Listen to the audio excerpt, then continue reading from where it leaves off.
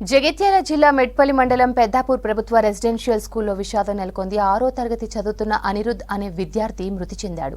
అంతకుముందే రాత్రి సమయంలోనే తీవ్ర అస్వస్థతకు గురయ్యాడు అనిరుద్. వెంటనే మెట్పల్లి హాస్పిటల్కు తరలించారు ఉపాధ్యాయులు. కానీ ఫలితం దక్కలేదు. చివరికి అనిరుద్ చనిపోయాడు. అనిరుద్ స్వస్థలం రాజన్న సిరిసిల్ల జిల్లాగా చెప్తున్నారు ఉపాధ్యాయులు.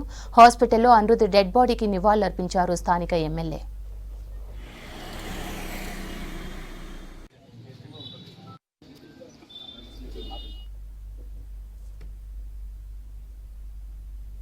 అలాగే 6వ తరగతి చదువుతున్న మరో ఇద్దరు విద్యార్థులు కూడా తీవ్ర అస్వస్థతకు గురయ్యారు. వారిని నిజామాబాద్ హాస్పిటల్కు తరలించినట్లు సమాచారం. అయితే 15 రోజుల క్రితమే ఇదే పాఠశాలలో ఒక విద్యార్థి మృతి చెందాడు. మరో ఇద్దరు విద్యార్థులు పాము కాటుకు గురయ్యారు.